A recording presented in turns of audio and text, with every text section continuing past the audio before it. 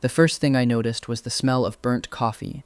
The second thing I noticed was that I was holding a paper cup of it, my hand steady, my heart absolutely not steady, standing in a hospital corridor so white and cold it looked like it had been bleached twice out of spite. The third thing I noticed, and this was the one that really got me, was that the hand holding the coffee cup had someone else's fingers. Longer, paler, a thin silver ring on the smallest finger that I had never in my life owned. "Okay," I said out loud, to absolutely no one, in a voice that was not mine either. "Okay, so I'm dead. Cool. Cool, cool, cool. 12 hours ago, or maybe 12 years ago, time gets weird when you die. I had been Eli Turner, ER nurse at Cook County General, finishing a triple shift, eating cold pad thai out of a break room fridge that definitely wasn't mine, and reading the last 3 chapters of a web novel on my phone because I am a grown adult with excellent hobbies.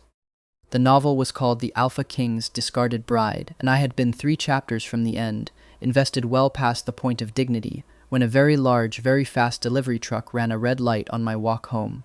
Bright light, ringing silence, and then coffee, hospital, someone else's hands. I looked down at myself. Tailored charcoal slacks. A watch that cost more than my last 4 paychecks combined. And when I caught my reflection in the dark hospital window, a face, sharp jaw, tousled dark hair, the kind of cheekbones that looked airbrushed even in bad fluorescent lighting. I knew that face. I had read that face. Page 112, to be exact. In the paperback edition I definitely did not have anymore because I was again dead. I was Charlie Bennett, the discarded fiancé, the Omega nobody in the novel had liked, least of all me, the reader, because Charlie's entire narrative function had been to poison the male led's presurgical coffee out of jealousy, get exposed, get thrown out of the story by chapter 15, and never be mentioned again except as a cautionary tale muttered by side characters at parties, and in my hand, the coffee. Presumably poisoned. Presumably about to be handed to the presumably still alive Alexander Kane, who was, I did the math with the creeping horror of someone watching dominoes line themselves up, currently in a private hospital room 40 feet away from me, about to go into emergency surgery to remove a bullet a rival family had put in his shoulder 3 days prior. "Nope," I said. "Nope, absolutely not. We are not doing chapter 15 today." I walked straight past his door to the nearest trash can and dropped the coffee into it, like it had personally insulted my mother. It landed with a satisfying, damning splash, which is obviously the exact moment the door opened and Alexander Kane looked directly at me. Let me be clear about something. Knowing a man is fictional does nothing, to prepare you for him being real. The novel had described Xander Kane as devastatingly handsome, cold as winter, terrifying as sin. It had left out the important part, which was that when he leaned one shoulder against a hospital doorframe in a black Henley, uninjured arm crossed over his chest, and looked at you like he was deciding whether you were a threat or a joke, your entire nervous system filed a formal complaint on your behalf. "Bennett," he said. Flat, not a question, not a greeting, just my name, like a fact he was confirming. "That's me," I said, with the enthusiasm of a man being asked to identify a body. Which, in a sense, I was mine. His eyes flicked to the trash can, to the brown stain spreading across a discarded napkin, back to me. "You brought me coffee," he said, and threw it away. In front of me, in my defense, I said, it looked evil. Something moved behind his eyes. Not quite surprise. More like recalibration. The look of a man doing long division on a person he thought he'd already solved. In the book, this was the scene where Charlie Bennett handed him the cup with trembling, guilty hands and a smile that didn't reach his eyes. This was not that. "You've never once made me coffee," he said slowly, without commenting on how you hoped I'd choke on it. "Wow, past me sounds like a real catch. Past you," he repeated. Behind him, a nurse, an actual nurse, not a repossessed one like myself, poked her head out. "Mr. Kane, we need you prepped in 10. "I'll be there," he said, without looking away from me. Then to me low, "We're not done." "Counting on it," I said, immediately regretting the flirtatious lilt that had somehow crept into my own voice without my permission, and beat a tactical retreat down the hallway before my new face could betray anything else. I found a bathroom, locked myself in a stall like a coward, and had a very quiet, very intense conversation with myself in the mirror. "Okay, facts," I told my reflection, who had unfairly good eyelashes. 1. I am dead or possibly alive in a new body, TBD. Philosophy department can sort that out later. Follow. 2. I am now Charlie Bennett, resident disaster fiancé of The Alpha King's Discarded Bride, a novel whose plot I remember roughly 80% of because I am, unfortunately, a completionist. 3. In the original story, Charlie poisons Xander's presurgical coffee at the behest of his conniving stepbrother Preston, in a scheme to frame Charlie, break the Bennett-Kane alliance, and clear the way for Preston to marry into the Kane family and eventually gut it from the inside like a Thanksgiving turkey. 4. I just threw the coffee away, which means the timeline is already off the rails, which means I have exactly no idea what happens next. My reflection did not have any useful advice. Typical. 5. I continued. Because apparently, I process trauma through bullet points now. Alexander Kane is the head of the Kane family, which on paper is a real estate and private equity empire, Meridian Kane Holdings, 40 floors of glass on the Chicago River, and underneath the paper is, well, a family that does not call the police when something goes wrong. It calls itself justice instead. Somewhere in the building, a page went out over the intercom for a Dr. Whitfield to report to surgical prep. My stomach, Charlie's stomach, our stomach, whatever, did a slow, nauseous roll. If I hadn't shown up, hadn't grabbed that coffee out of some reflexive nurse brain autopilot, and then apparently developed a conscience about it in the elevator, Xander Kane would be drinking poison on an empty stomach in about 6 minutes, right before a surgeon opened him up to dig a bullet out of his shoulder. Cardiac arrest on the table, a closed casket funeral. A eulogy delivered, in the book, by his ice-cold consigliere, while Preston smiled quietly in the back row wearing a black suit and an alibi. I splashed Calot water on my face, which did nothing for the face but a lot for my nerves, and looked myself dead in my stolen eyes. Okay, Eli, I said. New job. You're an ear nurse who just got handed a Mafia romance novel to live inside of. You know how this story goes if you do nothing. So, I straightened Charlie's very nice collar. Let's do something. If you're already invested in Charlie's very messy second draft of a life, and let's be honest, you're 4 pages in, go ahead and hit follow before this next part.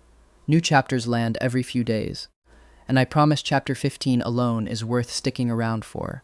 Okay, back to the hospital. I did not, as it turned out, get to simply walk away and let the professionals handle it, because approximately 90 seconds after my pep talk, a security guard, the approximate size of a vending machine, intercepted me in the hallway and informed me that Mr.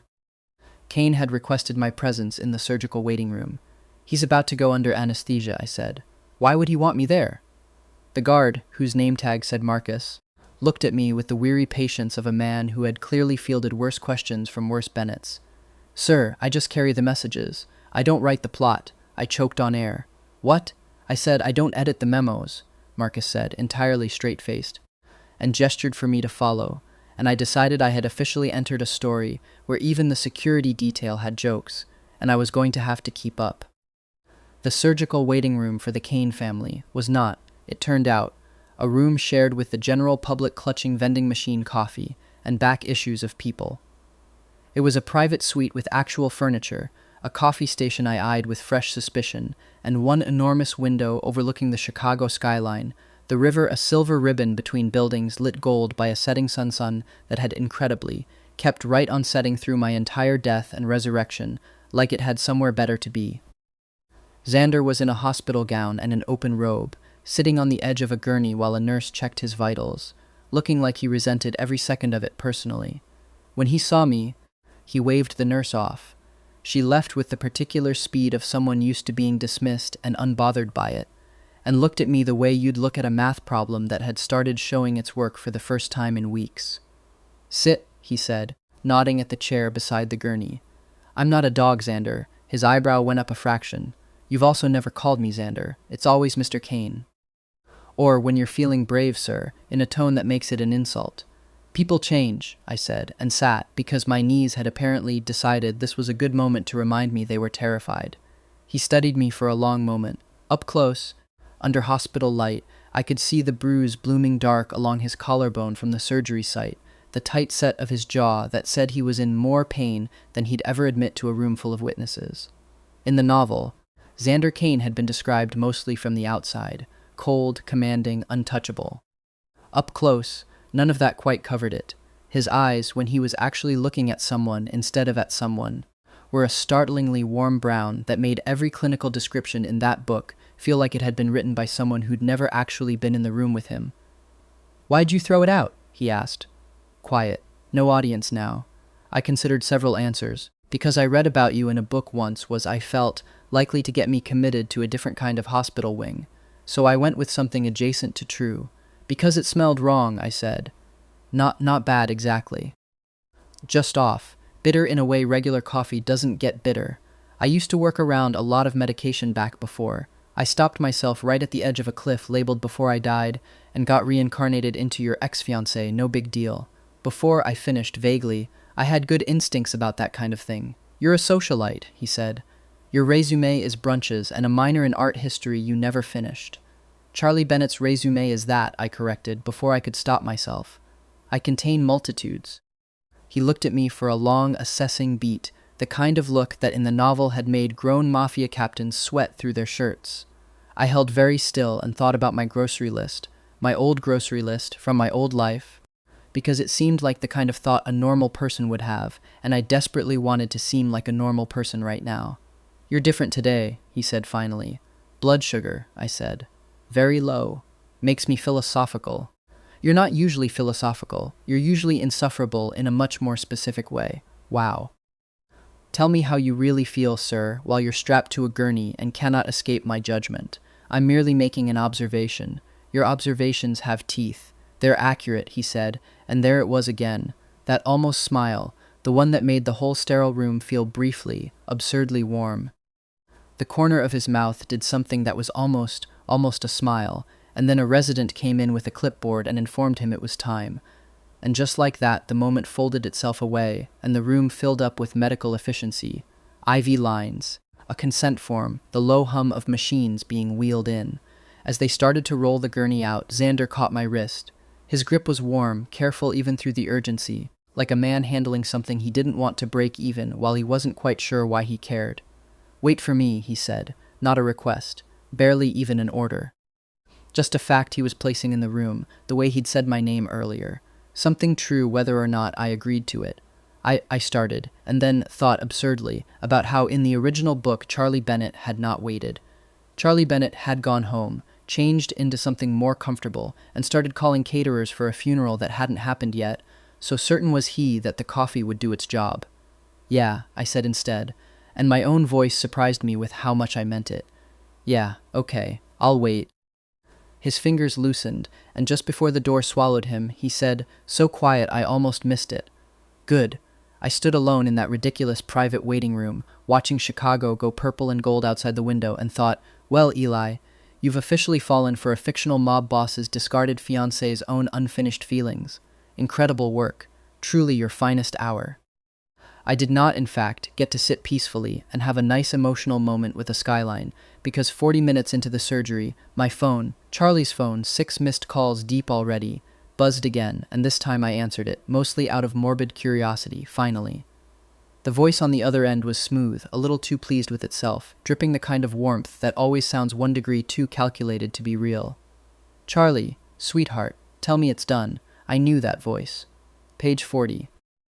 Preston Vale, 26, Charlie's stepbrother by his father's second marriage.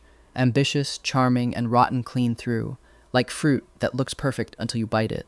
The novel's words, not mine, but standing here in Charlie's actual borrowed body, I found I agreed with them completely. Depends what it is, I said carefully. A pause. Don't be cute. Is Kane dead, or is he going to be, once they crack him open on that table?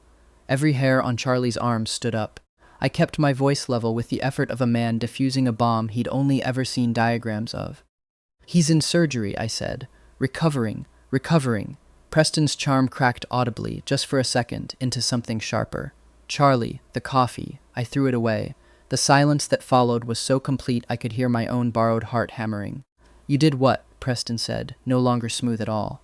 It looks suspicious, I said, deciding that leaning into vague honesty was probably my best bet against a man I couldn't see and didn't yet fully understand. I got nervous. Sue me, you got nervous. I could practically hear him pinching the bridge of his nose. Do you have any idea what we stand to lose if this doesn't? He stopped himself, recalibrated. When he spoke again, the honey was back, thick and false. Charlie, baby brother, we talked about this. The Kanes have been squeezing Dad's business for 2 years. Xander marries you, folds us into his empire, and then treats us like staff. This is our one shot to level the field before the wedding makes it permanent. You understand that, don't you? I understood, with the sudden, cold clarity of someone reading the last unwritten chapter of a book they thought they knew, that Preston Vale had never once cared whether Charlie lived or died in this scheme. In the original novel, after the poisoning was exposed, Preston had thrown Charlie to the wolves without blinking, testified against his own stepbrother to save himself, and married the Kane family's rival heir within the year. Charlie had spent the rest of the story, such as it was, a few bitter mentions at parties, completely alone, hated by the family he'd tried to protect and disowned by the man he'd tried to destroy. I understand, I said slowly, that if this goes wrong, I'm the one holding the poisoned cup, not you. It won't go wrong if you do your part, Preston snapped, and then softer, wheedling. There's still time. He'll be weak after surgery, groggy, easy to. No, I said. Excuse me? I said no, Preston. My voice, Charlie's voice, came out steadier than I expected, steady enough that it surprised me as much as it apparently surprised him, based on the long silence that followed. I'm not doing it. Not today, not groggy, not ever. Find a new brother to gaslight. I hung up before he could answer, hands shaking, and immediately sat down hard in the nearest chair because apparently telling off a fictional Mafia villain took more out of a body than I'd anticipated. 2 minutes later, my phone buzzed with a text. Preston, you'll regret this. This family will not survive your cowardice. I stared at it for a long moment and then, with the calm of a man who had absolutely nothing left to lose in a life that wasn't even his to begin with, typed back. Me, cool. Put it on my tombstone. Actually don't. I'm using it for something else now. I turned the phone face down on the side table, took a long breath, and went back to watching the skyline, waiting for a man I had no business waiting for, in a life I had no business living, feeling, despite everything, despite the very real threat clearly circling in from Preston's direction, lighter than I had in what might genuinely have been years. Xander came out of surgery a little after midnight, groggy, pale, and, according to the surgeon, a tired woman named Dr. A chibi who clearly ran on caffeine and spite, stable, lucky, and entirely too stubborn to stay in that bed for the recommended 48 hours, so somebody's going to have to sit on him. I volunteer, I said, before I'd fully thought it through, and Dr. Achibi gave me a look somewhere between amused and pitying, the universal expression of medical professionals who'd clearly met Xander Kane before and knew exactly what I was signing up for. He was still hazy from the anesthesia when I slipped into his room, tubes and monitors humming their quiet electronic lullaby around him, his dark hair sticking up on one side in a way that made him look, for the first time since I'd met him, unbearably young and unguarded. You waited, he mumbled, eyes only half open, voice thick and slow in a way that made every syllable sound like it had to fight its way out. Said I would. I pulled the visitor's chair closer, close enough that, when his hand drifted off the blanket, searching, it found mine without either of us really deciding it should. Preston called, he said. Not a question. My whole body went still. You heard that? Marcus told me. Guard outside your door. A faint, drugged smile. He hears everything. Terrible for gossip. Great for staying alive. I didn't do it, I said. Quiet, urgent. Needing him. Needing this half-conscious, loose-limbed, entirely too honest version of Xander Kane. To hear it and believe it before the anesthesia wore off, and the careful, controlled version came back online. I want you to know that. Whoever I used to be, before today, I'm not going to be that anymore. I don't want your family's money or your stepbrother's approval or a seat at some table. I stopped, because I had absolutely no idea how to finish that sentence in a way that didn't sound insane. I just fell in love with a fictional character 40 minutes after I woke up in his ex-fiancé's body did not, on reflection, seem like the right note to hit in a hospital recovery room. You just what? Xander mumbled, eyes drifting shut, thumb moving slow and absent across my knuckles like he wasn't even fully aware he was doing it. Nothing, I said. Sleep. I've got you. His breathing evened out, slow and deep, and just before he fully went under, so quiet I almost convinced myself I'd imagined it, he said, Stay this time. I sat there in the dark, holding the hand of a man who was supposed to be a background detail in a story I'd read on my phone at 2 a.m. 6 months ago, and thought, with a clarity that felt less like a decision, and more like something settling permanently into place. Yeah, I think I will. The next 3 weeks reorganized my entire understanding of what my life, this life, Charlie's life, our life, I'd stopped trying to draw a clean line between the pronouns, was going to look like. Xander recovered slowly, grudgingly, and with the world's worst patient energy, which meant I spent a lot of time physically standing between him and his own laptop, which he kept trying to sneak back to work on days after major surgery, like a man who genuinely believed Meridian Kane Holdings would collapse without him personally approving every wire transfer. "You are," I informed him on day 6, wrestling the laptop out of his good hand, while he glared at me with the wounded dignity of a cat being towelled off after a bath, the worst patient I have ever met, and I say that as someone who has met patients who tried to leave the ER mid-EKG to go smoke. I have a company to run. You have a shoulder to heal, and a very competent-looking man named Marcus, who has clearly been running half your empire for you already while you lay here being difficult. Xander's mouth twitched. Marcus would deny that. Marcus told me this morning, and I quote, "If he asks, I've been on vacation for a month." That earned an actual laugh, short and surprised, like it had escaped before he'd cleared it for release, and something in my chest did a slow, warm somersault at the sound of it. It was becoming a pattern, that somersault.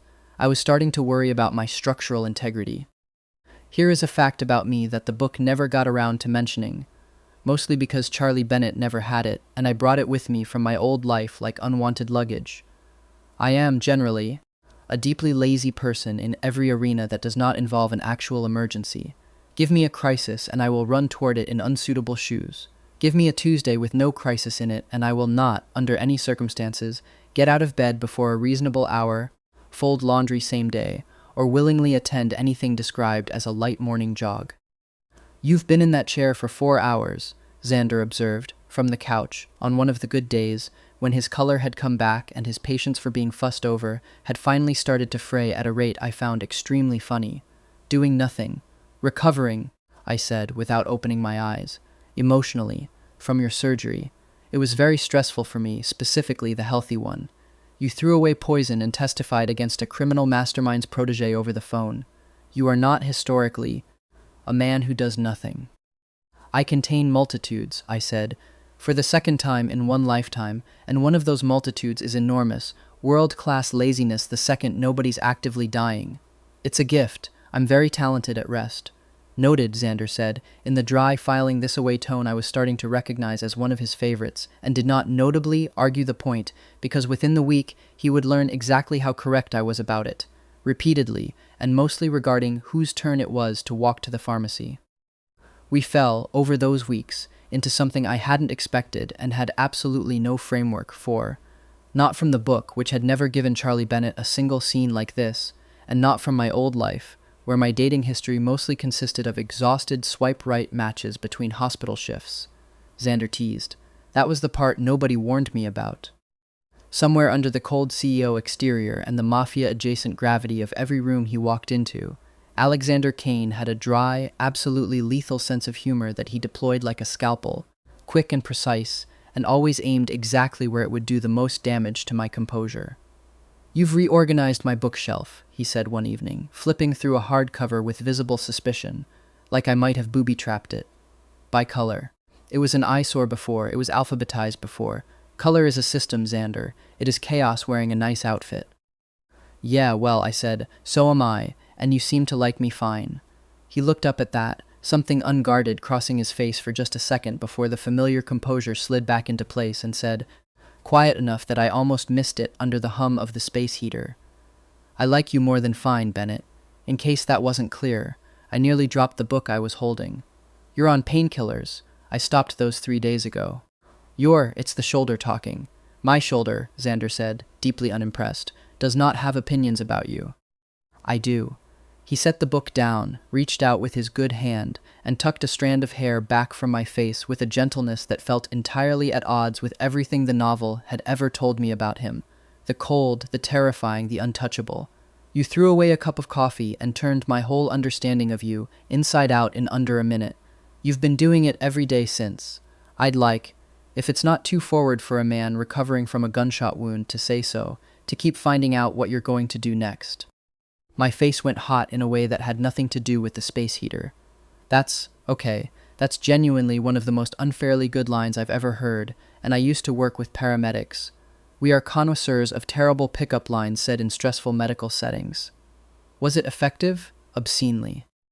He smiled, real, unguarded, the kind of smile the novel had never bothered to describe at all, and reached for my hand again, careful of his own stitches, and I let him take it, let myself lean into the warm, solid reality of a man I had first met as a paragraph on a screen, and now knew as someone whose thumb traced slow, absent circles on the back of my hand while we sat in comfortable silence and let the space heater do its best impression of a fireplace. Chapter 15, I thought, somewhere in the back of my mind, can stay unwritten forever as far as I'm concerned.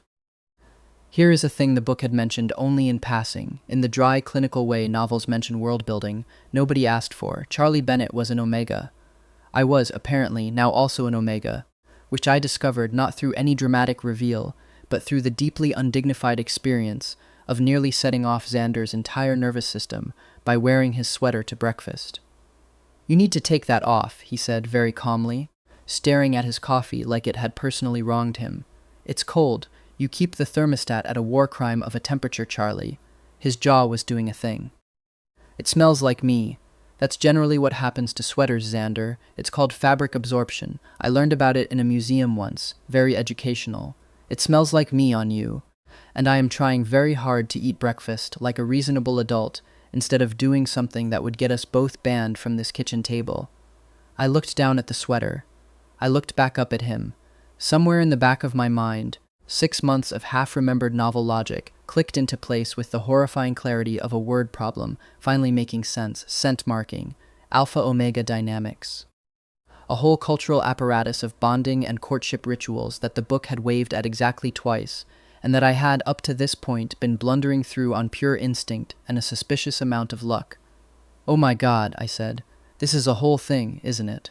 There's rules. I've been breaking rules constantly, and you've just been, suffering through it." Suffering is a strong word. You are turning the color of a stop sign, Xander. That is not a neutral color for a face to be. "I would like it noted," he said, with enormous dignity, "that I have never once complained. No, you've just been quietly losing your entire mind every time I steal your hoodies, which frankly is objectively hilarious, and I'm never stopping." He put his coffee down with the exaggerated patience of a man who had decided, somewhere in the last 30 seconds, that dignity was a lost cause for the morning. There's an actual etiquette to it. Scent sharing before a bond is considered a statement, an intention. My mother would have had 6 different opinions about a man wearing my clothes to breakfast, without so much as a formal courting gift first. "Your mother sounds like she'd have loved me anyway."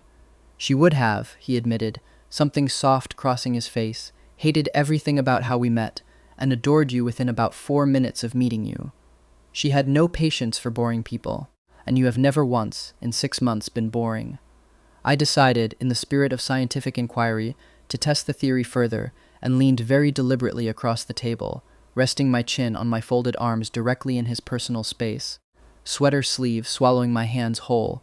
"So if I keep wearing this," I said, "that's a statement, Charlie. An intention. You are doing this on purpose."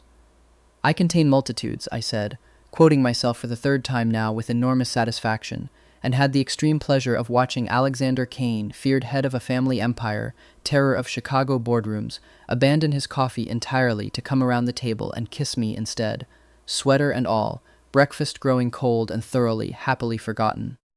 Of course, Preston did not simply give up and go quietly into the good, well-adjusted night, because villains, even ones I'd apparently walked directly into the middle of, rarely take a hint gracefully. It was Marcus who caught the first thread 3 weeks after the surgery, at a security briefing I was only in the room for because Xander had started including me in absolutely everything with a possessiveness I found deeply, embarrassingly charming. "There's a discrepancy in the shipment manifests," Marcus said, sliding a folder across the table with the flat, professional calm of a man delivering news he already knew would ruin someone's evening. Preston Vale's signatures on 3 transfers routed through a shell account. Money's been moving out of Bennett Logistics and into an account registered under a company called Vale Meridian Partners. Xander went very still, the particular stillness of a predator recalculating distance. "That name, registered 2 weeks ago," Marcus confirmed. 1 letter off from Meridian Kane. "He's been quietly building a paper trail that makes it look like we skimmed from the Bennett accounts. If it went public, or worse, if it went to the Bennett family lawyers before we could explain it, It looked like Kane money laundering through a Bennett shell. "He's trying to blow up the alliance from the other direction," I said slowly, the pieces sliding into place with the click of a puzzle I'd read the box art for months ago. "If he can't get you out of the picture the fast way, he'll frame you for fraud instead." Either way, the wedding's off, the Bennetts pull out of the Kane deal, and Preston gets to play the wounded hero who tried to warn everyone. He'd need somewhere to funnel the real money once the fake trail's established, Marcus said, tapping the folder. Somewhere he controls completely. I thought about every party Preston had ever mentioned in his 6 increasingly unhinged voicemails since the coffee incident. The wine bar he co-owned downtown, cash business, minimal oversight, the kind of place that never quite made sense as a real revenue stream for a 26-year-old whose only listed job was consultant. "The Gilded Vine," I said, "his wine bar on Rush Street. He's been bragging about the renovation budget for weeks, and I swear it's triple what a place that size should cost." Xander looked at me with an expression I was starting to recognize, and frankly live for, the one that said, "You continue to surprise me in ways I did not budget for." "You want to explain," he said, "how a socialite with a half-finished art history minor knows how to spot a shell company laundering scheme." "Turns out," I said, with a shrug that I hoped read as breezy, rather than I am concealing the fact that I used to be a completely different person in a completely different tax bracket, "near-death experiences make you sharper. You should try it sometime." "Oh, wait." Marcus made a sound suspiciously, like a stifled laugh into his coffee. "There's also," I added, "the small matter of the coffee. He tried the direct route first, and it didn't work. A man who just botched a murder isn't going to try that twice in one season. He's a coward with good tailoring, not a repeat offender. This is what a scared man does when the first plan fails, and he still needs a second one by morning." Xander, to his enormous credit, did not push further on the tax bracket comment. He simply reached over, squeezed my hand once, and said, "Then let's go pull the rug out from under my future least favorite in-law." It took Marcus's team 4 days to build the case against Preston properly, and I spent every one of them absolutely vibrating with the specific, restless energy of a person who used to run toward emergencies for a living and had suddenly been benched from the biggest one of his own life. "I could help," I said, for what was probably the 9th time, hovering over the shoulder of the forensic accountant, a mild, unbothered man named Oscar, who had clearly developed an immunity to hovering fiancé somewhere in his long career. "I have instincts." "You have," Xander said, not looking up from the folder he was reading, "a documented history of throwing things away when they smell wrong. That is not the same skill set as forensic accounting, Charlie. It's a related skill set. It is one skill, one very good skill." Marcus, sorting through surveillance photos at the end of the table, didn't even glance up. He's not wrong that it's the same instinct, though. Half of catching people like Preston is just noticing when something smells off before you can explain why. You'd have made a decent investigator. Terrifying witness on the stand, though. You'd never stop talking. I would testify beautifully. You'd testify for 45 minutes about the emotional arc of the coffee, Xander said, finally looking up, mouth twitching, and the judge would hold you in contempt out of sheer self-defense. "That's fair," I admitted, which surprised absolutely no one at the table, least of all Oscar, who had clearly already resigned himself to a future full of unsolicited testimony metaphors. "Speaking of the coffee, is anyone actually charging him for that? Attempted murder feels like it should outrank a shell company." Marcus and Xander traded a look, the particular look of 2 people who had already had this conversation without me. "No physical evidence," Marcus said. "You threw the cup away before anyone could test it. There's no lab report, no residue, nothing but your word and his voicemails, and his lawyers would tear both apart in an afternoon." "So he gets away with the actual attempted murder," I said, "and goes down for the spreadsheet crime." "He goes down for the crime we can prove," Xander said. "That's how this works when you don't want your fiancé anywhere near a witness stand for something that could still get him hurt. The fraud has paper. The fraud is airtight. We use what we have. That's disturbingly practical of you." "I run a company," Xander said. "Practical is the whole job." Gary, Preston's increasingly regretful business partner, turned out to be far more useful than any of us had dared to hope, once Marcus's people made it gently, unmistakably clear that cooperating now was considerably more pleasant than being swept up in the fraud charges later. He handed over 18 months of recordings, some of which Preston had apparently made himself, in the grand tradition of villains who cannot resist narrating their own schemes out loud to an empty room, purely for the pleasure of hearing how clever they sounded. He recorded himself congratulating himself, I said, listening to one clip with something between horror and delight, for outsmarting the entire Kane family, while we can hear him doing it, in real time. Some men, Marcus said, with the weary patience of someone who had clearly seen worse, simply cannot resist a soliloquy. By the fourth day, the paper trail was airtight enough that even the Bennett family's own lawyers, hastily assembled, deeply mortified, agreed there was nothing left to salvage of Preston's story, which was how we ended up walking into the Gilded Vine on a Thursday evening, evidence in hand, to watch the whole thing collapse in person. Here is a fact about Preston Vale that never once occurred to him to fix. For a man who fancied himself a criminal mastermind, he had absolutely no operational security, and it became gloriously, comically apparent the moment we walked into the Gilded Vine with Marcus's forensic accountant tucked quietly into a corner booth and a very calm, very furious Xander Kane at my side in a suit that could have doubled as body armor.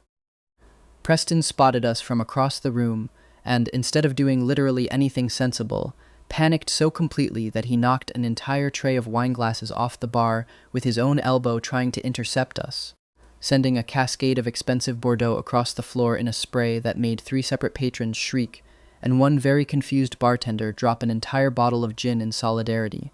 "Charlie," Preston said, sliding through the wreckage with the desperate cheer of a man whose evening had gone catastrophically off script. "And Xander. What an absolute surprise.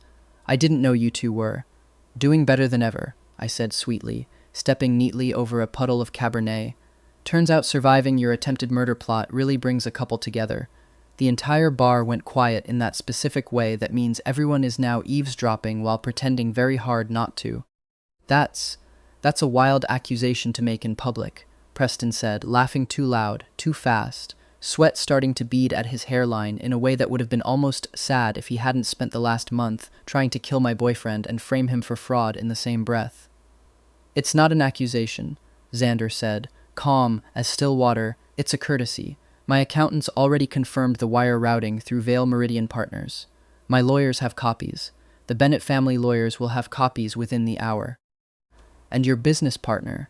He nodded toward the corner booth, where a mild-looking man in glasses had just stood up, revealing the small recorder in his blazer pocket that he'd clearly been running the entire time, "has been extremely forthcoming about whose idea the whole scheme actually was." Preston's face went through 4 distinct colors in under 3 seconds. "Gary, you son of a—" "I have a mortgage, Preston," Gary said, with the flat exhaustion of a man who had clearly been looking for an exit from this partnership for weeks. "I'm not going to prison for your stepbrother drama." What followed was, genuinely, one of the funniest things I had ever witnessed in either of my lives. Preston attempting to flee through what he apparently believed was a back exit, slipping directly in the puddle of spilled wine he himself had created, going down in a full, undignified sprawl that ended with him flat on his back, staring up at the wine bar's very expensive tin ceiling, while the entire establishment, patrons included, broke into spontaneous, unrestrained applause. Marcus, appearing seemingly from nowhere with the unbothered calm of a man who had clearly seen far worse, crouched down beside him. "Preston Vale, you're being detained pending a very long, very boring conversation with a financial crimes attorney. Also, you've got Merlot on your Rolex."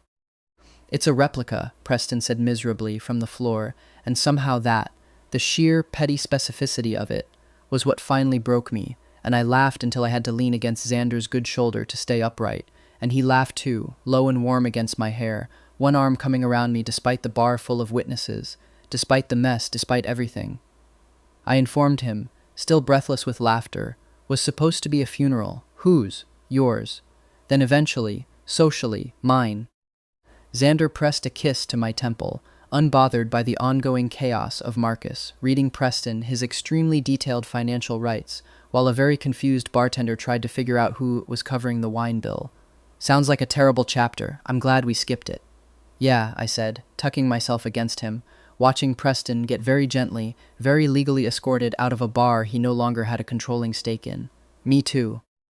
Preston's downfall had barely made it out of the tabloids before Diane Bennett declared, with the tone of a woman issuing an executive order, that the family would be hosting a proper dinner to remind everyone what a normal Bennett gathering looks like, and that I, specifically, personally, by name, would be expected to set the table myself as a character-building exercise.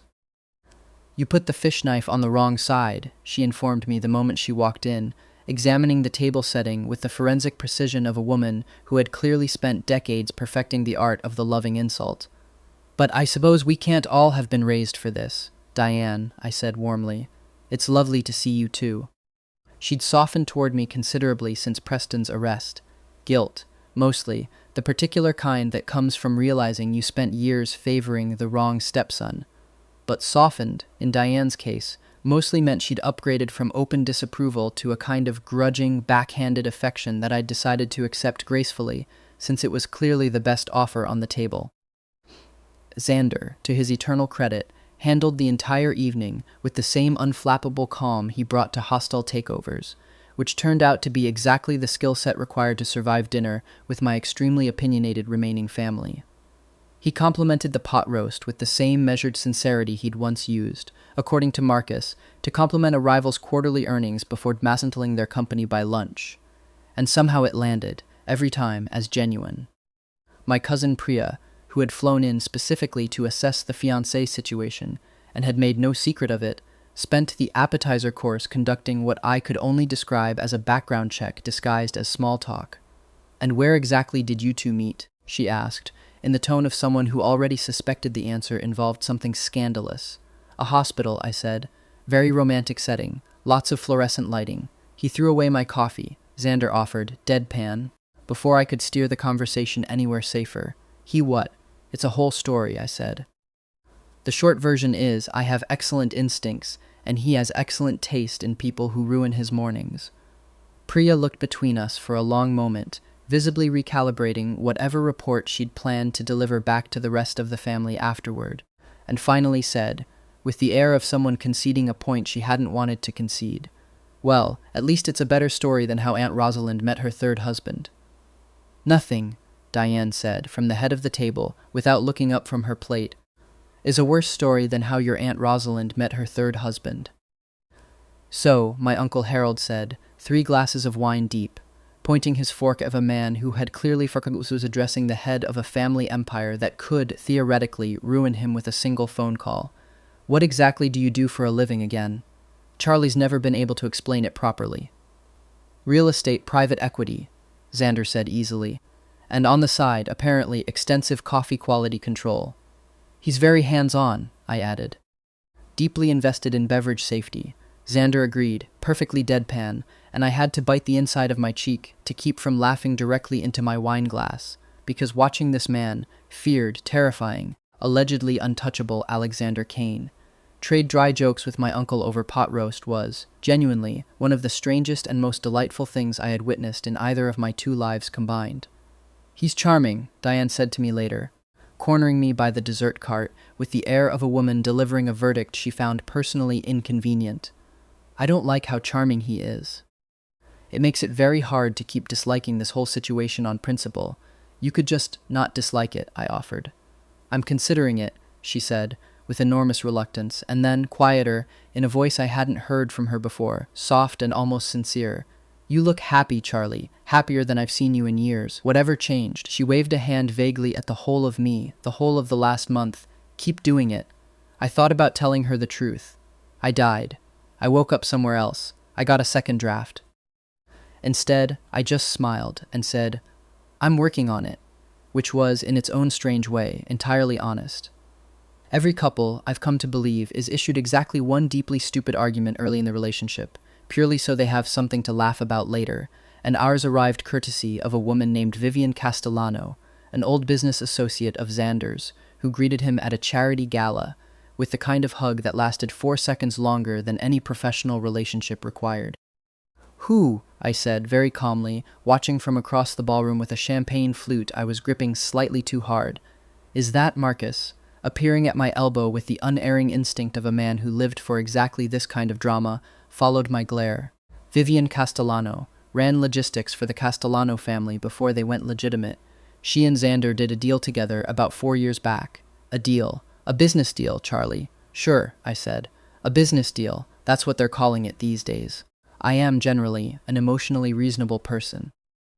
I am also, apparently, entirely capable of spending 20 straight minutes very pointedly not looking at Xander and Vivian, while very obviously looking at Xander and Vivian, a strategy that fooled precisely no one, least of all Xander, who extracted himself from the conversation with the brisk efficiency of a man, diffusing a much bigger threat than one overly familiar business contact. "You're doing the thing," he said, arriving at my side, "where you're upset and pretending you're fine, which is somehow less convincing than if you just said the words. I don't know what you're talking about. I'm having a wonderful time. This shrimp is excellent. Charlie. That's a normal amount of hugging for a business associate, sure, absolutely, very standard." Something in his face shifted from confused to unmistakably delighted. "You're jealous. I am not. You are extremely jealous over a woman I have not spoken to in 18 months, who is, incidentally, happily married to a very large man currently standing directly behind her, holding both of their coats." I turned. There was indeed a very large man holding 2 coats, looking mildly bored, wearing a wedding ring roughly the size of a doorknob. "Okay," I said, with as much dignity as I could scrape together. In my defense, the hug was long. It was 4 seconds. It felt like a chapter. Xander laughed, really laughed, head tipped back, the kind of laugh that turned heads across the ballroom, and that I had, somewhere in the last several months, become embarrassingly, hopelessly addicted to, and pulled me in close enough that there was no ambiguity left for anyone watching about exactly whose evening he intended to spend the rest of. "You have absolutely nothing to be jealous of," he murmured against my hair. "I threw away my entire type the day you threw away that coffee. Nobody's measuring up to that again." "That's disgustingly sweet," I said. "And also, your entire type used to include people who tried to poison you, so maybe don't use that as your romantic benchmark." "I'm aware of the flaw in the metaphor, Charlie. Just checking." He kissed the top of my head, and I let the last of the jealousy dissolve into something warmer, something that felt a lot less like a stupid gala argument, and a lot more like the particular, specific luck of loving someone enough to be an idiot about it occasionally, and having them find it funny instead of exhausting. 2 days after the gala, I came home to find our apartment invaded. There was no gentler word for it, by an absurd quantity of orchids. "Xander?" I called out, picking my way through the front hall, which had somehow acquired the ambiance of a botanical gardens gift shop in my absence. "Did you rob a florist?" He appeared from the kitchen looking, for the first time since I'd met him, genuinely sheepish, which on a man built like a very expensive linebacker was a deeply funny thing to witness.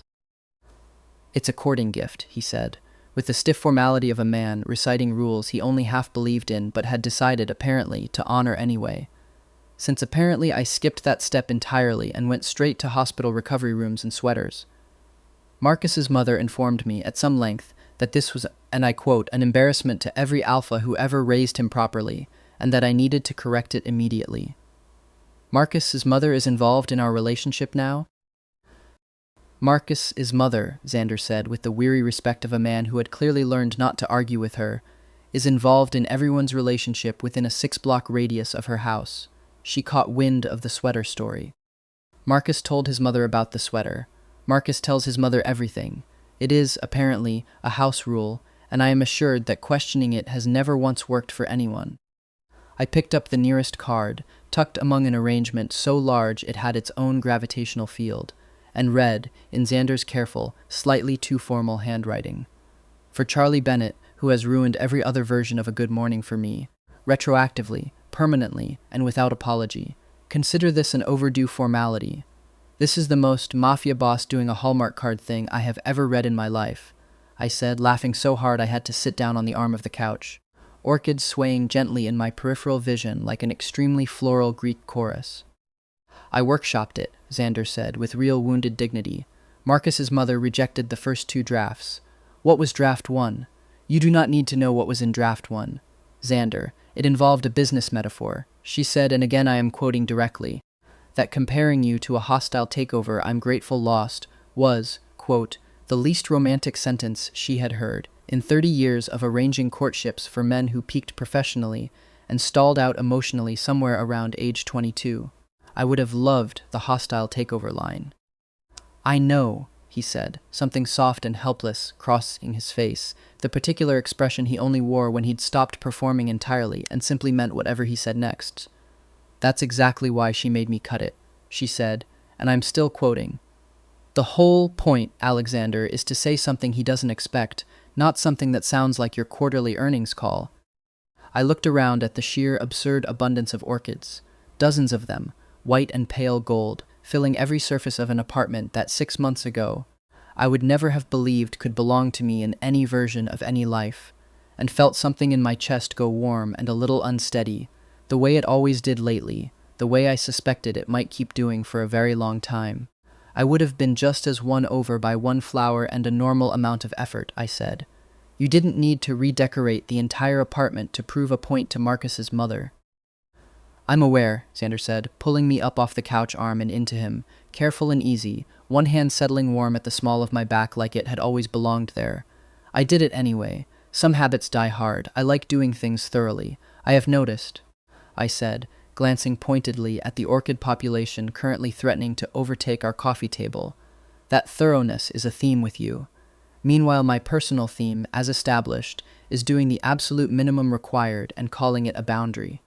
"Your boundary is currently sitting in a florist's fantasy," Xander pointed out. "My boundary is flexible for good marketing," I said. "Also, if this becomes a regular thing, we're going to need a bigger apartment, or possibly a small greenhouse. I already looked into greenhouses. You what? Marcus's mother mentioned it might be the next logical step. I have not committed to anything. I have simply gathered preliminary information, the way a reasonable, entirely not obsessed person would." "You are the least reasonable, most obsessed person I have ever loved," I said, delighted beyond all reason myself, and let him kiss me among the flowers, in an apartment that smelled, for once, of absolutely nothing suspicious at all. Just orchids, and coffee brewing properly in the kitchen, and the particular, ordinary miracle of a life I'd somehow gotten to keep. Preston's downfall took considerably less time to resolve than his scheme had taken to build, which I decided to chalk up to karmic efficiency. The financial fraud charges were airtight thanks to Gary's extremely thorough recordings. The Bennett family, mortified and furious in roughly equal measure, quietly cut ties with their black sheep son and, in a plot twist I genuinely had not expected, started treating me, Charlie, the stepson they'd always considered the disappointing one, like the family's actual golden child, mostly out of sheer relief that I hadn't also turned out to be a criminal. Xander's shoulder healed. His company weathered the scandal fine, mostly because it had never actually done anything wrong, a fact that seemed to disappoint several gossip columnists who'd been hoping for a juicier story. Marcus went back to running approximately 40% of Meridian Kane Holdings, while insisting he was still technically on vacation. And me?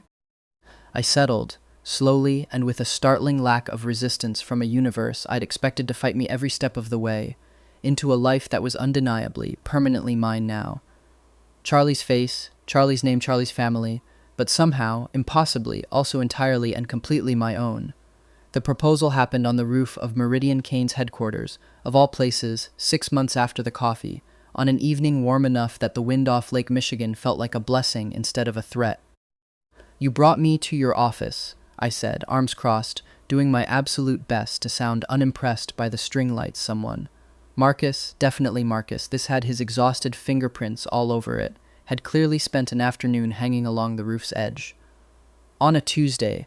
Very romantic. I told you I had a late meeting. You told me you had a late meeting so I'd wear the good coat, which frankly, I'm now realizing, was extremely calculated of you." "I contain multitudes too, apparently," Xander said, and I laughed despite myself, despite the nerves clearly radiating off him in a way I had never once seen from a man who negotiated multi-million-dollar deals before breakfast, without so much as raising his voice. "I own the building," Xander said, with the particular dry patience of a man who had clearly rehearsed this and was determined not to be derailed. "Also, if you'd let me finish a sentence. I would never dream of interrupting the CEO of a Fortune 500 company. Charlie," something in his voice made me stop. "Made the wind, the lights, the whole ridiculous rooftop go quiet around the edges." He wasn't smiling, exactly, but there was something in his face I'd only seen a handful of times. That first hazy, drugged honest night in the recovery room, the wine bar, moments he let the careful control slip just enough to let me see everything underneath it. 6 months ago, he said, a man threw away a cup of coffee in front of me like it had personally offended him, and it was the single most unsettling, most interesting thing anyone had done in front of me in about a decade. I've spent every day since trying to figure out who you actually are, under whatever version of you existed before that. I still don't have the full answer. I'm not sure I need it. I just know I don't want to keep finding out without you actually, legally, permanently stuck with me for it.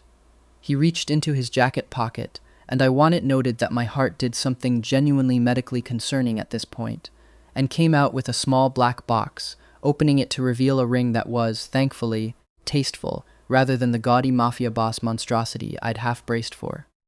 Alexander Kane, I said, voice not entirely steady. Are you seriously proposing to me on a roof you own, using string lights Marcus definitely put up, 6 months after I saved your life by committing minor litter? I am, he said, extremely seriously. Also, for the record, last one, I promise. Marcus is getting a raise for the lights, and you're deflecting. I'm not deflecting, I'm building suspense. It's a narrative technique. Charlie. Yes, I said, laughing and crying in a combination that felt, honestly, exactly right for a man whose life had been rearranged twice in 1 calendar year. Yes, obviously, yes, come here. He did, closing the distance in 2 steps, and kissed me on that rooftop with the whole gold-lit sprawl of Chicago behind him. String lights swaying gently in the lake wind, and somewhere far below us, entirely unbothered by the romance happening 40 floors up, the city went on being loud and ordinary and alive, which felt, in the end, like exactly the ending I'd have wanted, if anyone had bothered to ask the discarded fiancé what he wanted, back when I first opened this story and read his name. Married life, it turns out, mostly consists of arguing about thermostat settings, and whose turn it is to walk the dog, which is somehow more romantic than anything a novel ever managed to describe. It's 68 degrees, Xander said, from his side of the bed, in the deeply offended tone of a man who ran a 40-story company but could not apparently win a single argument in his own bedroom. That is not cold, Charlie. That is reasonable. It's a war crime, I said, burrowing further under the blanket and further into his side, which undercut my argument somewhat, a fact he was clearly too smug to point out directly. I am filing a formal complaint with the building. You are the building's owner's spouse. You are the formal complaint department. Then I'm complaining to myself, and I find my case extremely compelling. Down the hall, our dog, a scruffy rescue mutt named Biscuit that Marcus had, against all logic and dignity, personally vetted through 3 separate shelters before approving, started barking at what was almost certainly a squirrel, a bird, or possibly his own reflection, because Biscuit was, bless him, not a particularly discerning security system. Your turn, Xander said, not moving an inch. It's always my turn. I have explained my stance on mornings. It's a whole documented philosophy at this point. I had surgery once. I feel that entitles me to a lifetime pass on early mornings. That was over a year ago, and you've used that excuse for the dog, the dishes, and memorably, a parallel parking situation that had nothing whatsoever to do with your shoulder. It set the precedent, he said, entirely unrepentant, pulling me closer with the arm that had, in fact, fully healed and now showed absolutely no deference to my complaints about it. I let myself be pulled, let myself settle into the warm, unglamorous, gloriously ordinary weight of a Sunday morning with a man who used to exist only as ink on a page I'd read on my phone at 2 a.m., in a life I'd never once expected to get a second draft of. Hey, I said against his shoulder quiet. I'm glad I threw away the coffee. He huffed something that was almost a laugh, pressed a kiss to the top of my head, and said, in the low, unguarded voice he only used when he thought no one important enough to perform for was listening, except, of course, that I was the only one listening, and I was, apparently, the most important audience he had. Me too, he said. Best decision either of us ever made. Down the hall, Biscuit gave up on the squirrel and flopped dramatically against the bedroom door, demanding breakfast with the entitlement of a creature who had never once had to fake his way through a single day of his life. Fine, I said, finally sitting up. Fine, I'll feed the dog. But the thermostat's going up to 70 the second I get back, and I'm going straight back to bed after, because I have earned a nap and no one in this house is allowed to stop me. We'll negotiate, Xander said, already reaching for his phone, already smiling in that soft, unguarded way that still, after everything, made my stolen borrowed entirely mine, now heart do that same ridiculous somersault it had done on day one. I padded down the hallway in one of his old t-shirts, which was, by every rule Marcus's mother had ever laid out, an extremely bold statement to make before 9 in the morning, and found Biscuit waiting by his bowl, with the theatrical patience of a creature who had never once doubted that the universe owed him breakfast on demand. I fed him, made 2 cups of coffee, properly, honestly, suspiciously normal coffee, and carried them back down the hall, past the orchids that had never quite fully left the apartment even months later, because Xander kept replacing them faster than they could wilt, a habit I had stopped pretending to find anything other than completely endearing. 69 degrees, I announced, setting his mug on the nightstand, as a compromise. I'm choosing generosity today. Generous, Xander agreed, pulling me back down into the warm, rumpled chaos of the bed, is one word for it. The other word is lazy, and I've already made my peace with that one. I know, he said, kissing my temple, entirely unbothered, entirely fond. It's one of my favorite things about you. Outside, Chicago woke up slow and gold and ordinary, utterly unaware that it was hosting, 40 floors up, the happiest ending a discarded fiancé had ever managed to write for himself. And that's the whole second chance, start to finish, poisoned coffee, a very wet wine bar, and a man who turned out to be far softer than any paperback ever gave him credit for. If Charlie's chaos got you through this one, follow along for the next story. New chapters drop every few days, and there's always another coffee cup waiting to be thrown away. See you